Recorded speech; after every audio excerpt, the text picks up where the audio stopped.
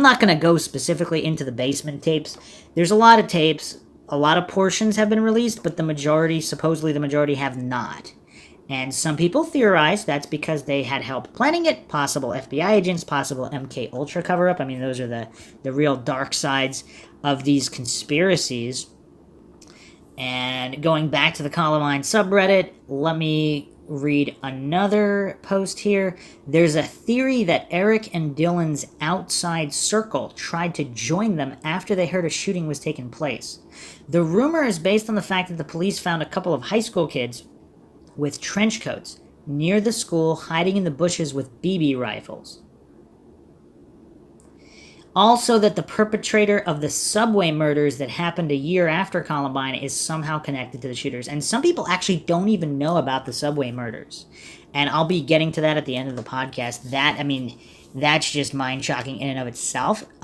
It may or may not be connected, but it's just eerie. And that is the same subway that Rachel Joy Scott worked at. So there was a couple issues here. There's actually a video of kids being arrested in a field nearby, and there's a lot of strange oddities that have never been properly explained. There's a surface explanation, which I'll go over. Apparently, Jacob Apodaca and Chris Wisher were in Weaver Park near Columbine High School when they allegedly saw a shooter duck down in the bushes with a shotgun in hand. One possible explanation here is Larry Petty, a 27-year-old man, was arrested after running toward the school with a knife and an empty .22 caliber bolt-action rifle. He claimed it was an air-pump .22 cal BB pellet gun, but the arresting officer opened the bolt to check for ammunition, so he would have been able to tell. Perry claimed that a student called him at 11:30 a.m. to stop the gunman, though he later admitted he hadn't known anyone at the school since the early 90s. I mean, there's not a lot that makes sense here. John Ungerland said he saw Robert Perry driving a red Geo Metro near the school at about 2:30 p.m. According to him, someone fitting Joe Stair's description was hanging out the window with a pistol, and they were both wearing trench coats. His girlfriend, Jenny Matthews, also got a small glimpse of them, and though she could not identify either one, she gave similar descriptions of their appearances, hair color, ages, dress. However, she said the object one of them was holding was 2 feet long, and she thought it was a camera. Camera or not, it's still plenty suspicious. And I'll be getting into the theory with the possibility that there were other shooters. So according to... So there's a number of reports that have been released.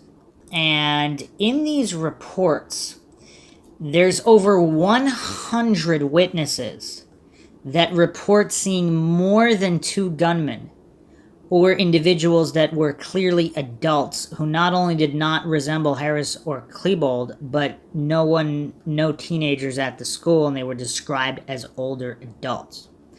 So, and 40 of these witnesses, and this is in all the paperwork, this is in the documents that have been released, over 40 witnesses actually identified who they saw by name that was not Eric Harris or Dylan Klebold. Also, there were at least 99 bombs found in and around the school.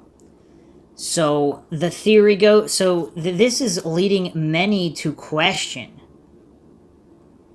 the official narrative because, and these are posts from various subreddits, including the conspiracy subreddit on Reddit, which gets a lot of action, of course.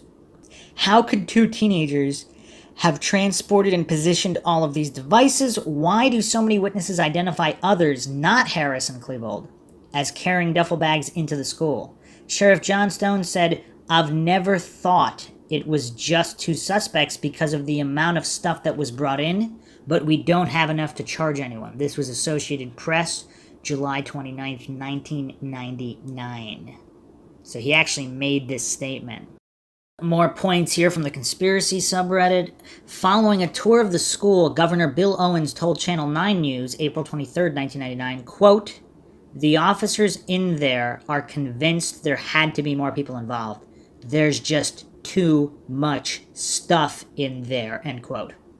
And new evidence tonight, Dylan Klebold and Eric Harris may not have acted alone. FBI sources tell CBS News the detonator on the propane tank bomb found in the kitchen is so sophisticated, it is unlikely that the two made it themselves. Bill? Why did at least 35 witnesses report hearing gunfire or explosions after 12 p.m. when Harris and Klebold were alleged to have killed themselves? According to Denver Post, April 21st, 1999, by 3:45 p.m., shots still rang out inside the school.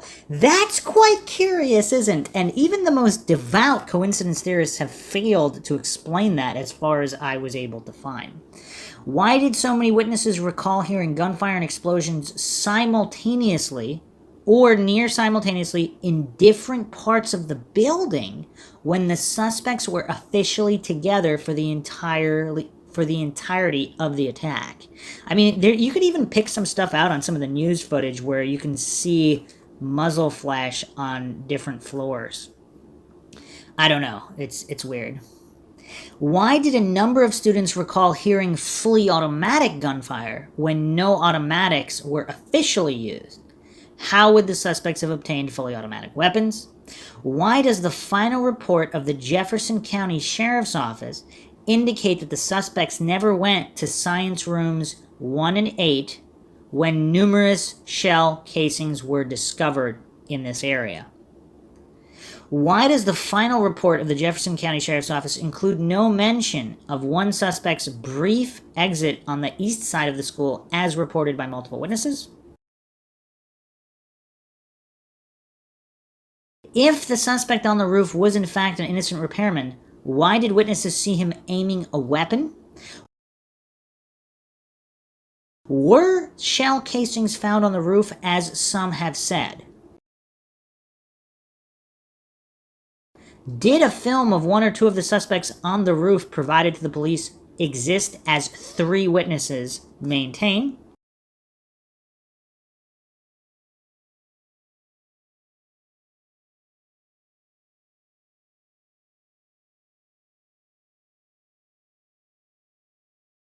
Why do police maintain that Harris and Klebold set the diversionary bombs at South Wadsworth when no physical evidence or witnesses suggest this? Why have they ignored witnesses who identified another suspect, a member of the Trenchcoat Mafia, as fleeing one of the bombs? Why did police announce that the shotguns recovered had no serial numbers when their serial numbers appear in the police files? Were 4 shotguns found, 2 with serial numbers and 2 without?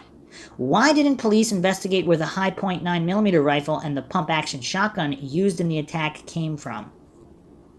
Harris and Klebold. Why were none of Harris's and Klebold's fingerprints found on all but 2 of the items seized by the police? Whose fingerprints, if any, were on the weapons?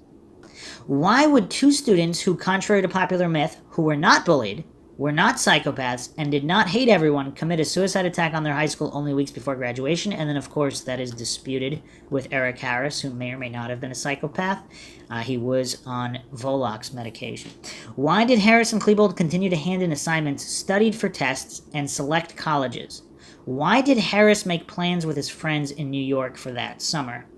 And that could actually possibly be explained by some kind of split personality disorder or other mental issues. I see a lot of people pointing to that. People who legitimately committed suicide did make plans sometimes. Now, that doesn't mean they did or they didn't. Obviously, there's a lot of funny business here that does need to be examined. I'm just pointing out that that doesn't automatically mean that this couldn't have been planned simply because he said he would hang out with friends in New York. Why, in the photo of their bodies, is Klebold, who is left-handing, holding the Tech-9 in his right hand? How would Klebold, holding the gun in his right hand, shoot himself in the left temple? Why is Harris's shotgun under his leg? The blood splatter evidence indicates they were lying prone in the exact positions they were photographed. Were they unconscious or sedated when they were killed? Why is there no record of an interview with Eric Harris's psychiatrist? Cover-up. Why did the Jefferson County Sheriff's Office destroy the basement tapes? And they actually didn't. I mean, this is an older post. I believe there's 3 copies. The FBI has a copy in their vault. The state of Colorado did their research, their investigation. They had copies, and there were also rumors that I might have to do a whole episode on the tapes, that they actually sent tapes or gave copies of some tapes to their friends. So there's an inside circle that has copies of VHS tapes. Some of them have popped up on eBay over the years. Again, nobody really knows if they're legitimate or not. Why are dozens of interviews with students missing, including many of the students who were in the science hall? Why are there still thousands of pages of government and law enforcement files on the massacre unavailable to the public more than 20 years later? Why were some police officers told not to file reports even though they were on scene? Why aren't the reports of gunshot residue for Harris, Klebold, and other suspects available to the public? Why isn't evidence taken from the other suspects' computers available to the public? Why won't the school district release their report on the shooting, which included lengthy disciplinary records of trenchcoat mafia members? Why hasn't footage from the administration and library areas been released to the public? Is it sheer coincidence that the footage of the bombs being placed in the cafeteria is missing, allegedly because a custodian switched the tape at precisely this moment? Why does local media refuse to release their footage from the first half hour of the attack? Why have some former students indicated they were blown off or even intimidated by police? Why do so many students' families believe they were targeted and harassed after the attack? Strange calls, phones tapped, mail opened, and other highly upsetting occurrences. A covert operation. Why was an affidavit that was drafted to search Harris's home for explosives, based on statements on his website, in March 1998 never filed? Why did the Jefferson County Sheriff's Office hide this from public knowledge until September 2001? Why did a group of 20 state officials meet several days after the massacre and conclude they would suppress this information? Why were the originals of the affidavit destroyed? Why did police and emergency services refuse to enter the building or save victims for hours? Why wasn't school resource officer Neil Gardner present when the shooting started? Why was a sniper who had a clear shot on one of the armed suspects ordered not to fire? Why were the ATF, FBI, and U.S. Army present? Who was the two-star general visible on tape, and what function did he serve? Why was the memorial days later ringed with military trucks? Why were law enforcement personnel, including a sheriff from Jefferson County, at Columbine High School earlier that morning? Uh-oh. I actually didn't know about that. That never bodes well. Why did FEMA conduct a 4-day disaster drill in 1997 designed specifically to address the needs of Jefferson County, in which future Sheriff John Stone and a number of county officials participated? So this is actually a post from November 6, 2005, tapatalk.com, and these are forums that assemble posts from various places. This post is from Star Viego.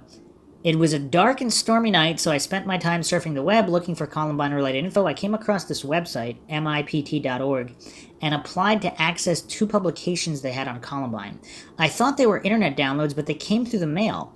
One of them was a 36-page copy of a manuscript titled The Shootings at Columbine High School, Responding to a New Kind of Terrorism. It was written by Susan Rosegrand for Richard Falkenrath, Assistant Professor in Public Policy, and Arnold Howitt, Executive Director, Taubman Center for State and Local Government, for use at the Executive Session on Domestic Preparedness, John F. Kennedy School of Government, Harvard University.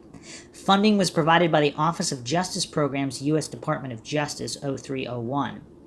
Most of it consists of making excuses as to law enforcement's slow response, confusion, communications problems, but they did have a pretty good analysis of the chain of command during the incident. Incident command structure. This is page 3. These are select excerpts by this poster. In 1997, while still a commissioner, Stone had helped organize a trip to Emmitsburg, Maryland, for county representatives and local organization leaders to attend a Federal Emergency Management Agency, FEMA, disaster training course.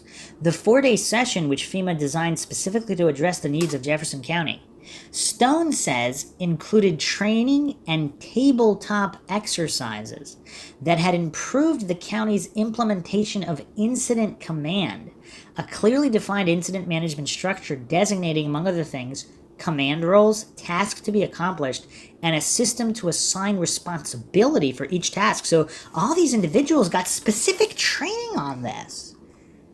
Not that far before Columbine. Comment, how very nice of FEMA. I wonder about the exact nature of these exercises. I wonder if any school officials attended.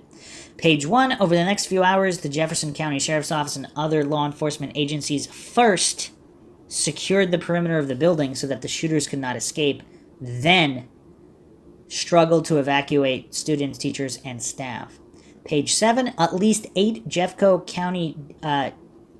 deputies stationed themselves around Columbine, forming an inner perimeter to watch the building's 25 exterior doors. Captain Robert Armstrong, the on-call commander for the Arapahoe County Sheriff's Office and perhaps the most experienced commander on scene, stepped in and directed Denver Police and the Colorado State Patrol to form a second perimeter away from the school to further secure the area. Lieutenant Manwaring, Jeffco SWAT, was first command level representative present at 11:36 a.m. At 11:45 a.m., Jeffco Lieutenant Dave Walcher, the top-ranked Jeffco representative on scene, drove up and assumed command upon arrival and told Terry Manwaring to get SWAT members into the school as soon as possible. This is from page 7. A few minutes later, Jeffco Undersheriff John Dunaway arrived. Dunaway officially appointed Lieutenant Walcher as incident commander. So Walcher was officially in command as of 11:45 a.m.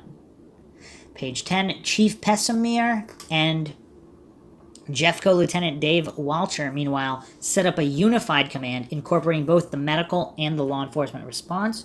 Page 13, by 12:40, Jeffco's mobile command bus had arrived, and instead of grouping around Sergeant Phil High's patrol car, the command post operation moved inside the bus. In addition to Jeffco's incident commander, Lieutenant Dave Walcher, who was often joined by Under Sheriff Dunaway and sometimes by Sheriff Stone, command-level representatives included Captain Robert Armstrong from Arapahoe, Division Chief Jerry Whitman from the Denver Police, Major John Wise from the Colorado State Patrol, Commander Bob Brandt from the Littleton Police, and either Chief Pessamir or Division Chief Chuck Burdick representing Littleton Fire. According to Sheriff Stone, Jeffco established incident command using the same basic management model that the Jeffco representatives had studied and trained on during the 4-day FEMA workshop a year and a half earlier. My position in this thing was almost like a symphony director, Stone says. You're watching every one of those things going on, but you have to make sure every instrument's playing properly. With Walcher handling incident command, Stone says Dunaway took charge of operations while he himself was trying to do all the support stuff, get the investigation going, get the county involved, the media, and all these other support things that you have to do. Page 13, everybody asks questions like, who's actually in charge, recalls one command-level officer. Well, quite frankly, I couldn't tell you. If I had to guess from being around the command post, I would say it was a combination of Jerry Whitman, Robert Armstrong, John Dunaway, and Walcher. Those would be the key four. Page 13, in addition, some responders say Dunaway and Stone didn't give Walcher the support he needed. Page 14, Dunaway, however, spent a lot of time outside the command post talking with school administrators, law enforcement, and county officials, and others who had come to the vehicle. And although Dunaway was in charge of operations for the incident, neither he nor anyone else appeared to have assumed full responsibility for assigning jobs such as traffic control, logistics, communications, and officer relief, all key pieces of incident command. Page 14, as for Sheriff Stone, one law enforcement official recalls, he looked pretty much shell-shocked. So here are some more tidbits and oddities from page 1. Witnesses were providing conflicting reports about the number of armed attackers, their location in the building, and their ages. Comment, remember a few witnesses thought one of the gunmen was as old as his early 30s. Now, see, there was one student who was tall and lanky, like Klebold, and we'll get into that. So it does make sense, like possibly there could have been some misidentification going on in the scrambles and the panic. But for those that clearly identified some guy in his 30s, I mean, That's damning. That's pretty damning. Okay, page 5. None of the students huddling behind patrol cars could identify Harris or Klebold as the perpetrators, nor did they know if the shooters were high school age or older. Page 2. It would be months before some investigators accepted that the carnage unleashed that day had been the work of just those two. Comment, I knew Stone was dragging his feet on this, but who were the other IOs who refused to believe the official story? Interesting. Page 3, Undersheriff John Dunaway, a friend of Stone who had served with him in the Lakewood PD years before, had most recently served as director of the Jeffco Public School District's Risk Management Department, responsible in part for physical security in the schools. Page 4, when students and staff first heard shots at 11:19 that morning, many assumed it was part of senior prank day or that the two were filming a video. It was actually 11:15 that the shooting started, though. Okay. Page 4. Due to legal proceedings related to the shootings at Columbine, many law enforcement responders declined to be interviewed for this case study. This essay was copyrighted in 2001. Page 6. Several of the first Denver and Littleton police officers to arrive had children in the school. Huh. How did that play in their role to not go in? I mean, that must have been tough. Page 6, dispatch had reported a possible suspect on the football field and the possibility of hostages being held inside. Page 7, the student holed up in the kitchen with a cell phone, Depew, told the Denver police officer on the line, Lietz, that he could hear a gunman nearby with school keys and a walkie-talkie, later ascribed to custodians. Page 9, Littleton Fire Department Battalion Chief Ray Rond, shift commander, arrived at 11:34, and he soon spotted a girl sitting on the corner across the street from the school who had been shot in the ankle, probably Stephanie Munson, and took her to a private ambulance. I stayed in front of the school, set up command, and said, I need police officers for command in front of the school, Ron recalls, and nobody came. They just literally took two bodies, threw them in one rescue, basically right on top of each other. The ambulance that had sped out from behind the school pulled up, and the paramedics jumped out screaming for help. They opened up the back of the ambulance, and the blood was just running out of it, Ron says. Page 12. Almost from the moment the first SWAT team entered at about 12:06 p.m., the actual targets were gone. Comment. Interesting use of words. The suspects were not dead, they were gone. Possible reference to escaped gunmen.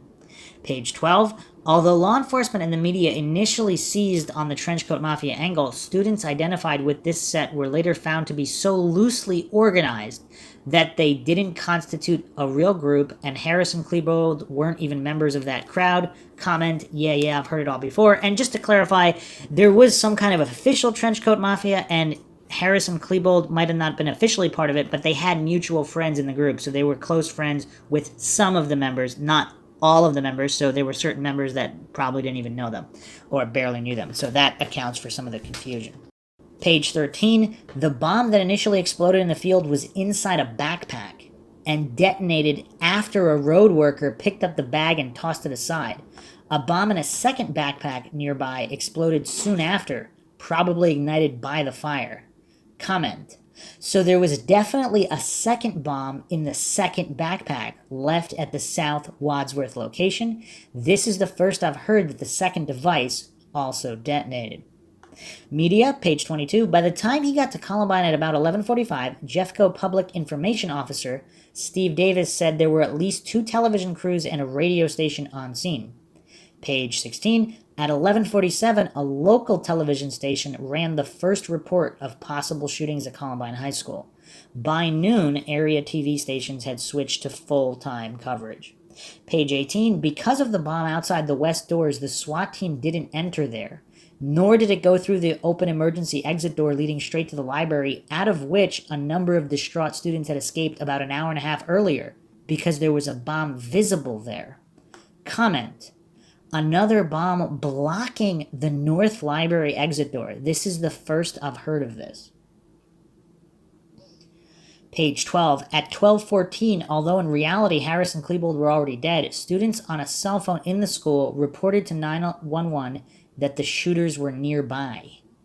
Page 18, although Harris and Klebold had been dead for more than a half hour, the command post was still receiving regular cell phone reports of gunshots and explosions from students and staff hidden throughout the school, which further complicated the search.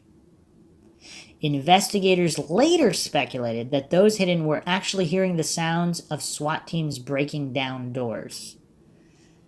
Page 19, by 1:15, investigators had gone to both students' houses. Page 21, reports of earlier gunman sightings coming in at the same time as more up-to-date reports led responders to, quote, think there were 6 or more shooters in the school, end quote. Let me read that again. Reports of earlier gunman sightings coming in at the same time as more up-to-date reports led responders to, quote, think there were 6 or more shooters in the school, end quote. So not just 1 or 2 extra guys. They thought there were 6 or more. Other estimates were 5 or more.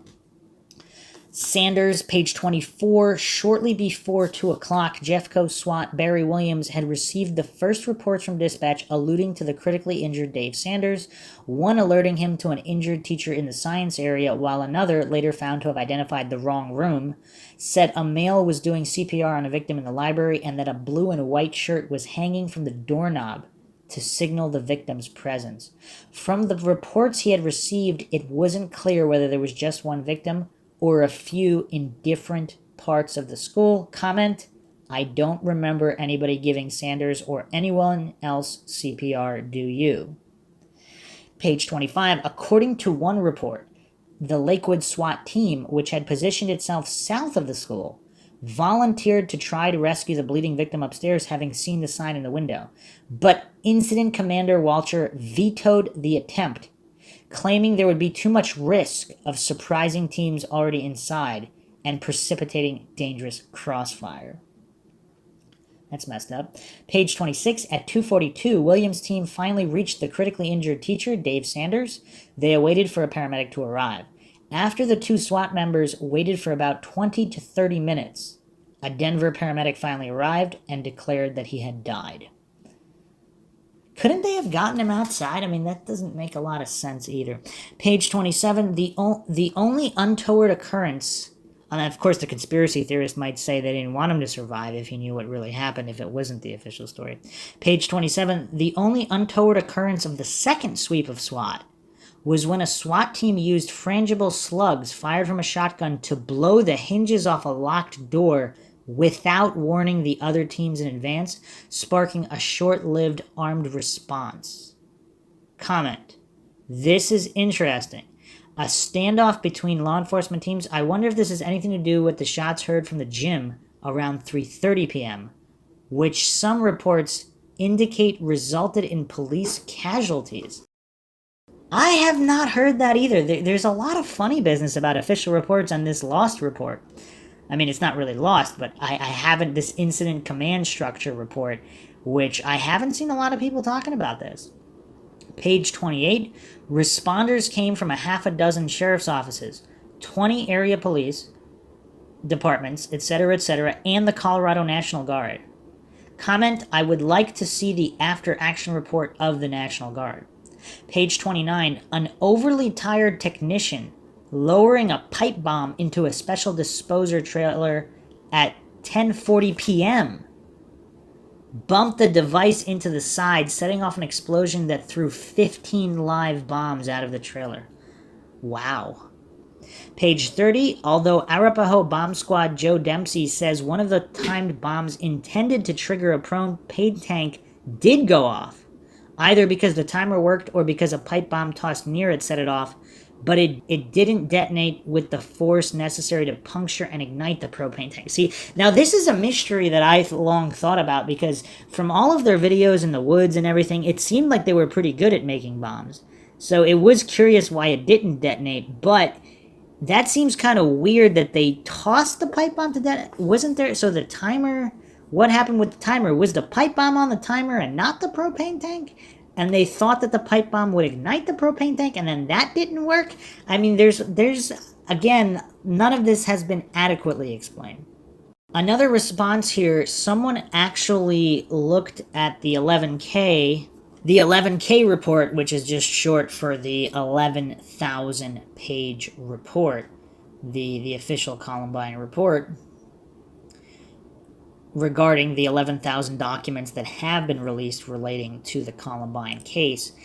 And someone looked through these. Well, a lot of people looked through all these. And this particular poster said this: I scoured the index of names from the 11K looking for interviews for the above names in the command structure. However, there is no interview for Stone, Dunaway, or Walcher, Pessamere, Ron, or Burdick, Armstrong, or Campbell, Brandt, John Wise, or Jerry Whitman. So when they tried to piece together what happened on 420, they apparently didn't bother to interview the people in charge during the incident. I mean, is there any excuse for that unless this was all intentional? There is supposedly on page 9144, there is an undetailed synopsis of Brandt's duties that day, but no interview. So a few more quotes here from page 2. In the immediate aftermath of the shooting, virtually all emergency response agencies involved held psychological debriefings for personnel, some beginning the night of April 20th. We were talking about details and how this is going to affect you, says Arapahoe Sheriff Patrick Sullivan. How many of the bodies did you see? Which ones did you see? Were they girls or boys? What was the situation and how was it going to affect you mentally? Comment: I have noticed a lot of the grief counseling seems to want to know details on what the responders saw. This would be a good way to identify potential troublemakers who are in a position to dispute the official story. Page 2, Stone made several remarks during the investigation that colleagues termed unprofessional, such as openly speculating about possible accomplices to the attack. Comment: it's only unprofessional if the professionals have decided there would be only 2 attackers. There was plenty of evidence that more were involved. Page 3, within the first hour of the operation, the Jeffco County Dispatch Center lost access to the local command post because the radio links were jammed. And of course, the deep conspiracy theorist would say that was set up as well. Page 6, former Captain Robert Armstrong of Arapahoe, who later left to become an agent with the Colorado Bureau of Investigation, quote, not one child, teacher, parent, or anybody else was injured with friendly fire, end quote. Interesting. Page 8, Deputy Inspector Joe Dempsey, bomb squad leader for the Arapahoe Sheriff's Office, says the shootings at Columbine demonstrated the importance of involving bomb experts in early tactical decisions. Had bomb technicians deployed along with Lieutenant Terry Manwaring's SWAT team, for example, Dempsey says, they could have told Manwaring that the bombs obstructing the emergency exit from the library posed no risk as long as they weren't moved. Comment: and those library survivors who fled via that route should have waited for the bomb squad too. No first responder should be forced to work in anything other than a totally risk-free environment. Don't you agree? After all, they are government employees, and hence their lives are worth a lot more than the life of an ordinary citizen. By the way, none of the students mentioned anything about a bomb anywhere along their path to safety, which raises the interesting questions of whether the bomb the cops were afraid of was the IED allegedly thrown by someone inside the library at 12:36 to 12:39, according to at least 3 cops on the scene. No wonder this part didn't make it into the final report by the Sheriff's Department. So, wow, was that not mind-shocking? So, this is all from the 36-page manuscript report, The Shootings at Columbine High School Responding to a New Kind of Terrorism, funded by the Office of Justice Programs. Lot of unanswered questions there. So, back to the conspiracy subreddit here. Who scheduled the crisis drills conducted at Columbine in the weeks before the shooting? Was there, as one teacher said, a fire drill expected that morning? I actually was not aware that there were crisis drills conducted at Columbine in the weeks before the shooting. That is somewhat alarming if that's true. I couldn't nail that down. If any of the MindShock listeners out there have more information on that, or if that was just comments students made that there were these drills, if they were only ever conducted in the weeks before and never prior, that might be suspicious. Were school administrators warned, as rumored, Was a bomb found in a trash can, as one source indicated? Was a bomb threat phoned into the school that morning, as 2 others said? Why wasn't the school evacuated before the attack? I also couldn't find a lot of information on this rumored bomb threat. There were rumors that people were told not to go to school that day, but let's continue here. Is it a coincidence that the 100 school administrators, including a handful from Littleton, attending a workshop entitled Crisis Response, Prepare for the Unthinkable, It Could Happen to You, on April 19th, the day before the attacks? Is it coincidence that the main presenters at this workshop were the Jefferson County School Response Team? Uh-oh, we're going firmly into MINDSHOCK land now, because I did not know this either. This is the Daily Camera. April 21st, 1999. Shooting follows crisis talks. Coordinator had said Jeffco response team was outstanding by Margie McAllister, camera staff writer. More than 100 school officials, including a handful from Littleton, sat through a state workshop Monday, which was prophetically titled Crisis Response, Prepare for the Unthinkable, It Could Happen to You. The main presenters, the Jefferson County School Response Team. Jeffco was very organized, outstanding, said Coordinator Janice A. Hartman-Gruber. When I heard the shooting was Columbine, I thought, well, they have a good response team. Really? That's the first thing she thought? That's really weird.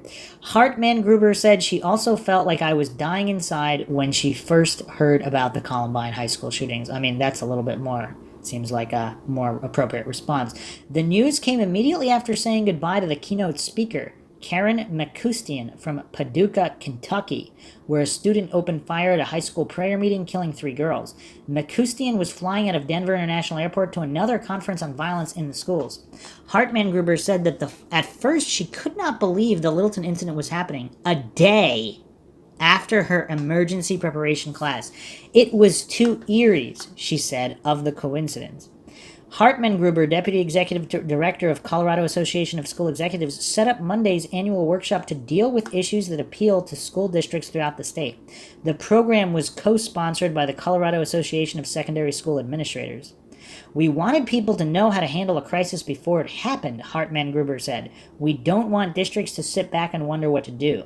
What people heard is the importance of having a plan in effect, of being coordinated, of having ways to keep the lines open so that the hospital and police, the parents can get there. So she thinks they actually did a good job here? That's weird. And wow. All I can say is wow. I mean, that is a heck of a coincidence. And there seems to be one in a lot of these big events. Weird. Very, very weird. Why were 6 of 7 of the teams assigned to investigate the attack headed or co-headed by an FBI agent, with the one exception headed by a former FBI agent? Why didn't the FBI's lead investigator, Dwayne Fusilier, recuse himself from the investigation after it emerged that his son was a student at Columbine who had produced a video in 1997 with several other students, including a close friend of the suspects, depicting trench-coated gunmen shooting through the halls of the school? That is definitely curious. That is definitely curious. May 13th, 1999, the Denver Post. FBI agent downplays son's film, by Howard Pankratz, Denver Post legal affairs writer, May 13th. An FBI agent investigating the Columbine High School shooting, whose son helped produce a video parody in which the school is destroyed, says the film is a comedy and not a depiction of gratuitous violence. Does that make it worse or better? Dwayne Fusilier also said the participation of his son Scott in the video was made more than 2 years before the April 20th massacre does not compromise his ability to investigate the case. What in what universe? If your son was this is weird. Especially if he knew the shooters, or friends of the shooters, the same group of people.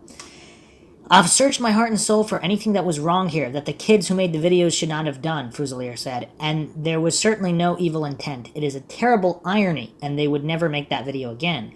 Fusilier said he was speaking to the Denver Post as a Columbine parent, not in his capacity as an FBI agent. I mean, doesn't that... I mean, even saying something like that, doesn't that make it painfully obvious he should not be heading this investigation? Scott Fuselier, now a college sophomore majoring in film and television production, said Wednesday that the group of Columbine students who made the video intended it as a complete comedy. We wish everyone would understand that it was a comedy that makes fun of violence in movies and on TV, said Fuselier 19. We intended to make fun of action movies and how absurd they are. Other news organizations have raised questions about the video and whether Fuselier can investigate the Columbine case objectively. I mean, even if there was no video, I mean, he's even stating it himself. He's speaking as a parent of somebody who went to the high. I mean, it's weird. The 9.5-minute video was made as part of a class exercise and shown to Columbine High School students in early 1997. Scott Fuselier, then a senior, acted in the video and helped produce it. It consists of 4 primary characters. One character, the bad guy, is intent on vaporizing Columbine by shooting a beam from a satellite hovering high over Colorado. Another character, a good guy, who wears a trench coat, is intent on stopping the bad guy from vaporizing the school. The third character is a fellow who mistakenly thinks the good guy stole his pen. The fourth character is a fellow who believes that he was cut off in traffic by the one who lost his pen. During the video, the trench-coated good guy fires a gun at the bad guy as the bad guy runs out of the school. During the next few minutes, the characters shoot weapons at one another at various locations away from the school, never hitting each other. They finally end in a standoff. At that point, they decide to set aside their differences. However, they don't stop the plot to vaporize the school. The final scene shows the 4 walking away from the school. As they do, a beam comes out of the sky, and Columbine is vaporized. Scott Fuselier said Wednesday that he knew neither Eric Harris nor Dylan Klebold, the 2 Columbine shooters who killed 13 before turning their guns on themselves. He also said that when he was at the school, he never knew of a group called the Trenchcoat Mafia, to which Harris and Klebold allegedly belong. I believe we all believe that, right? Dwayne Fuselier responded to Columbine on April 20th after receiving reports of gunfire and explosions at the school. He also responded as a Columbine parent. His youngest son, Brian, was in the school cafeteria at the... Okay, so he's got another son who was actually there during the shooting, and he's the lead investigator? This is weird. And managed to escape after seeing one of the bombs explode. Fuselier said that when he got home about 9 p.m., he was met by Brian, and they hugged and cried. It was all I could do, Fuselier said. He was safe. Fuselier said he believes he can act as one of the investigative supervisors and sees no conflict of interest. However, he said if either the FBI or the Jeffco Sheriff's Department believes there's a conflict, he will immediately step down. He said the issue has been discussed internally and he remains on the case. Fuselier said one girl who lost a brother in the massacre came up to him recently and assured him that she and others who saw the video recognized it was intended as a comedy. None of us students who saw that in any way saw it as threatening or a violent movie. Fuselier quoted the Columbine graduate as saying, "We thought it was very funny and we appreciated it." Is there any way we can verify that statement? All right. Okay, wow. I mean, the amount of coincidences here, I mean, this is mind-shocking. There's quite a lot of coincidences here. Why was the U.S. Attorney's Office consulted on prosecutive decisions in this case? Why didn't the governor's office give Justice Erickson subpoena power? How could the Columbine Review Commission conduct an investigation without subpoena power? Why did investigators show a remarkable lack of curiosity about connections with numerous similar school violence-related incidents occurring around the same time in the Metro Denver area and around the country? I have to do a dedicated podcast on that because that's a major rabbit hole. A couple other coincidences in the aftermath. This was posted by Toronto's Angry Ghost. Is it a coincidence that so many unexplained suicides and homicides occurred in the area after the attack? Bobby Patterson, an ex-con who knew the suspects and victim Isaiah Scholes and allegedly hung himself in his home in Wheat Ridge, Colorado on April 29th, 1999. His mother said he did not want to go to jail again.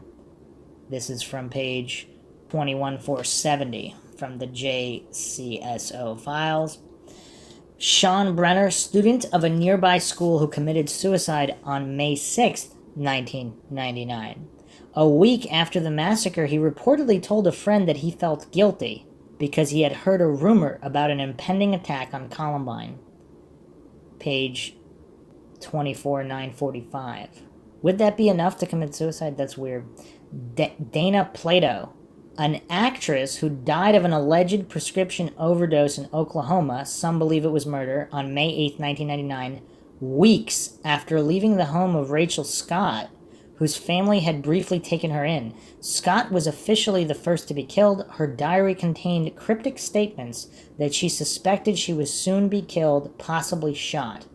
Plato's whereabouts on April 20th are unknown, but her name appears on the Master Index of Names. Corey Hager, Columbine student, was killed in a vehicle accident in North Dakota, July 10, 1999. Hager was officially off campus when the shooting occurred, despite 2 witnesses placing him in the cafeteria. His interview is missing from the files.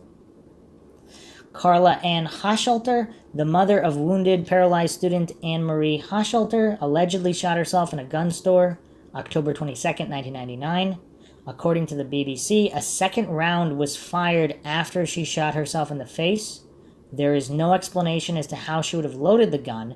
She would not have been given bullets, and the store clerk unfortunately claims he had his back turned. Anne Marie had told investigators she could identify the shooters. This is weird. So this is BBC News, October 23rd, 1999. America's Columbine mother commits suicide. The mother of a student wounded in the Columbine High School massacre walked into a pawn shop on Friday, asked to see a handgun, loaded it, and then killed herself. Police said Carla Hochschulte, 48, shot herself in the head with a .38 cal handgun while a shop assistant was running a background check to authorize her purchase. Mrs. Hochschulte bought ammunition with her into the Alpha Pawn shop in Englewood, Colorado, and asked to see the gun, according to local police. When the assistant turned his back, she apparently loaded the weapon and fired twice, striking herself once and hitting the wall with the second bullet. She left a note, but its contents were withheld by authorities. Her 17-year-old daughter, Anne Marie, was shot several times in the spinal cord, back, and chest in the April 20th shootings at the high school in Littleton, Colorado. Wow, yeah, those are weird details. Nicholas Kunzelman and Stephanie Hart, Columbine students who were shot to death, this is the subway murders, in a subway 2 blocks from Columbine High on February 14th, 2000. No money had been taken from the register. Kunzelman and Hart, according to Donna Taylor, whose son was shot at Columbine and who's very active in the case, knew Harris and Klebold. Hart's interview is missing. Among the former employees of the subway was Rachel Scott. Greg Barnes, Columbine student who helped keep teacher Dave Sanders alive, allegedly hangs himself May 4th, 2000. His family and friends recalled he had been in good spirits and had expressed excitement about the basketball season next year. Ben Kuhn, Columbine student, allegedly hangs himself in 2001, date unknown. Jonathan Ladd, Columbine graduate, dies in a mid-air plane collision over North Denver, January 27, 2003. SWAT immediately takes control of the scene. Ladd was in the school on 4/20/99 and told news about a bomb threat that morning. Uh-oh. So I was going to completely write that off because mid-air plane collisions, although extremely rare, do happen. So, and it was several years later. This is January 27th, 2003. So it seems like genuinely unrelated. However, first issue, why would a SWAT team immediately take control of the scene? Okay, here's where it gets crazy. So Ladd was the one who told news that there was a bomb threat that morning. Now, we're about to go down even more rabbit holes. So, this is zdnet.com by Alan Boyle, April 27th, 1999. On the watch for web warning signs. The Colorado tragedy has sparked a new round of soul-searching over the net's dark side, and some net-savvy kids say they're feeling a backlash. This was posted April 27th, 1999. This is 7 days. 7 days after the shooting.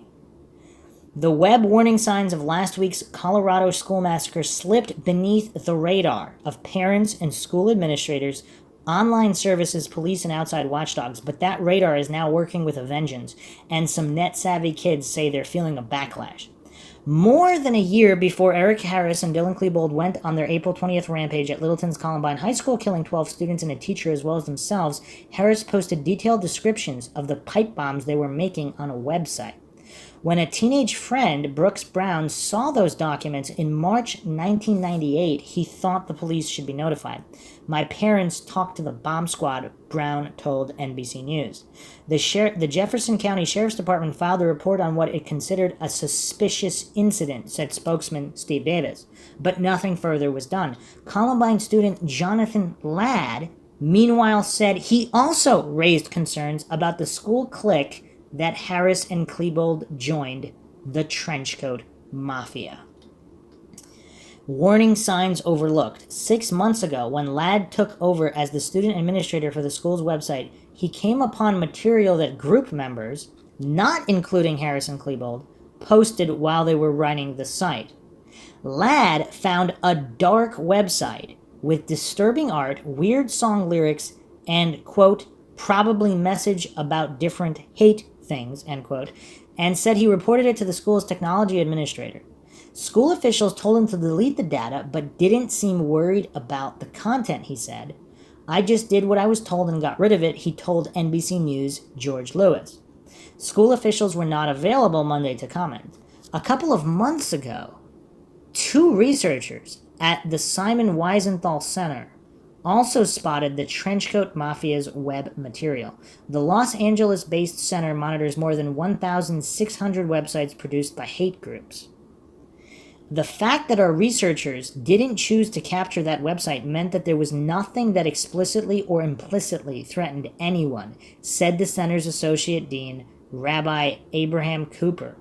It was a page which they didn't really remember very much about at all, which just means it was just a couple of teenagers playing around. One of Harris's documents, posted on a website provided for America Online users, laid out homemade instructions for making pipe bombs.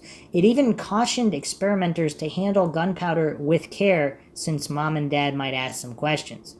AOL's rules forbid posting bomb-making instructions, and although the service does not regularly monitor user home pages, action would have been taken if AOL were notified about such a site, said spokeswoman Kim McCreary. In the wake of the April 20th massacre, Harris's web pages and other pages that may relate to the investigation have been removed and are being analyzed by law enforcement agencies, McCreary said. And then there's just a whole bunch more general material there not having to do with Ladd. So I still can't find the exact report that Ladd... So he told News that there was a bomb threat that morning. So perhaps that was aired live on the news and then never aired again, because I don't know where people are getting information that Jonathan Ladd himself was the one who told that there was a bomb threat that particular morning. I mean, obviously there were other rumors, but I don't know if they've been nailed down. All right, moving on here. Erica Lee Lapine, found dead, 24 years old, of undisclosed causes in prison on January 18, 2004. Lapine had been arrested in Appleton, Georgia in September 98 for planning to murder her mother. One of the male students she attempted to enlist in the plan was arrested along with a friend on April 19th, 1999 for planning an attack on their high school?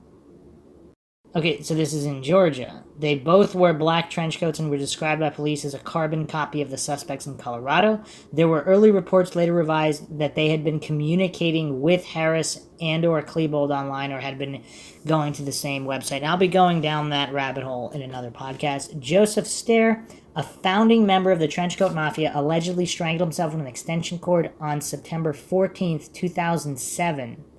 Days before the long-delayed dedication of the Columbine Memorial in Clement Park. There was blood on his face and on the floor. Stair graduated in 1998. He spoke openly of a hit list and plans to blow up the school. He continued to make frequent visits to the campus to see his friends, even after being asked not to. There are witness statements that place him on campus that morning at the moment the shooting began, and a number of witnesses who heard the attackers address an accomplice named Joe. Russ Cook, Sheriff John Stone's successor at Jefferson County Sheriff in 2002, was found dead in his home November 2008. He had vowed to get to the bottom of the Columbine mess, and he was writing a book about Jefferson County politics.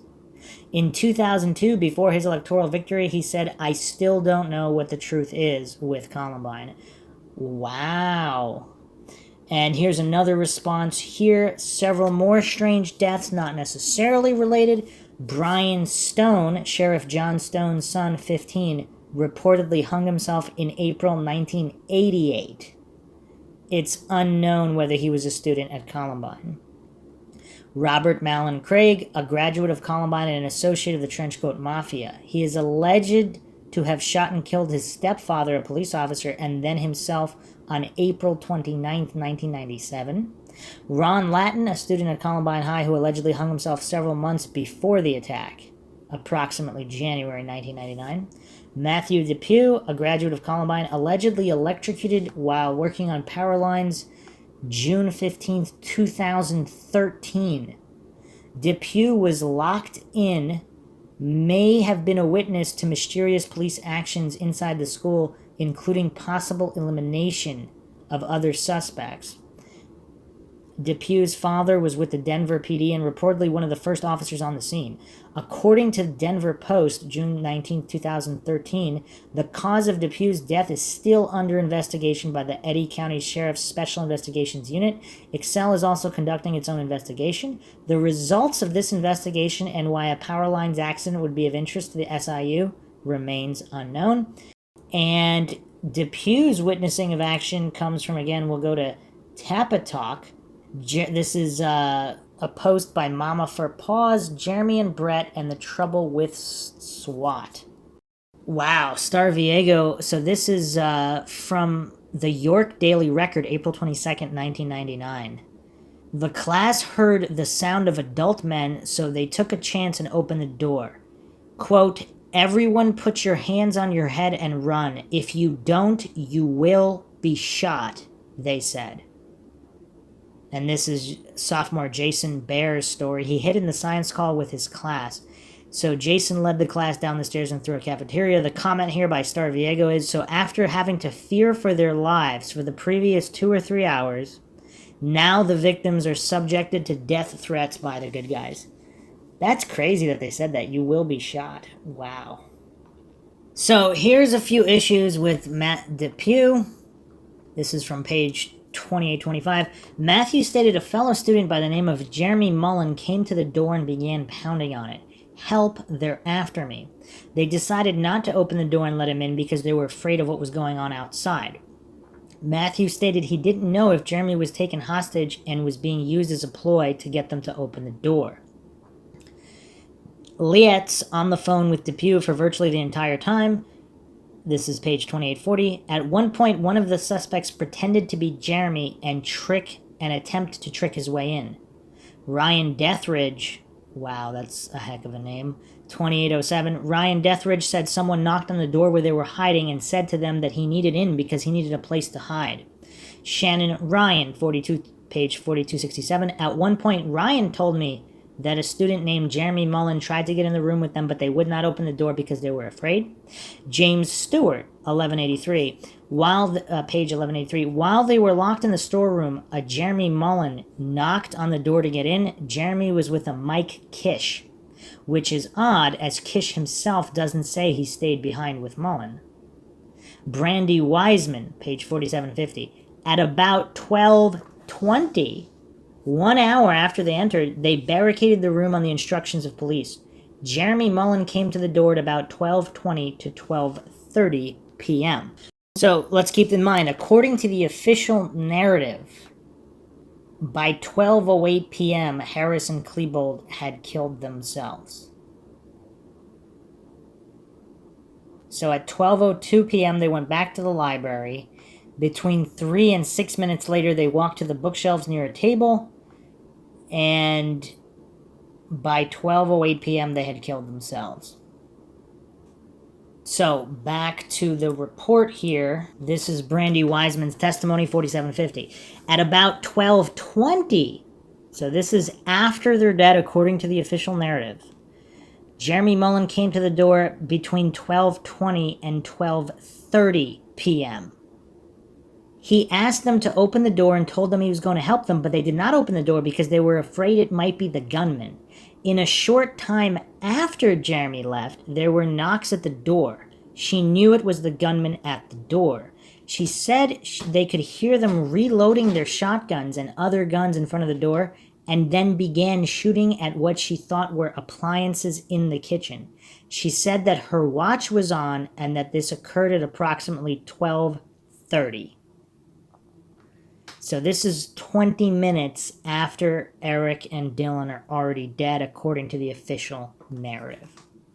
So we, of course, have plenty more to go over. This is just the tip of the iceberg. Of course, nothing seems to add up in this case, and the Jeffcoat Sheriff's Office files have a lot of clues in them, and then there's so much that hasn't been even released yet. Whether it will or it won't, I mean, sometime in the 2020s, I believe they're set to release more records, but they probably won't release all of them, of course. And what is on the tapes that law enforcement doesn't want anyone to know? Now, there's, of course, speculation is they don't want copycats, etc., but there's already so much of the footage already online.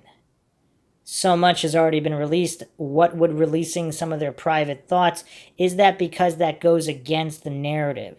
Is it because they had assistance? Is it this some kind of MK Ultra issue? Or did they not want Eric and Dylan to be humanized in any way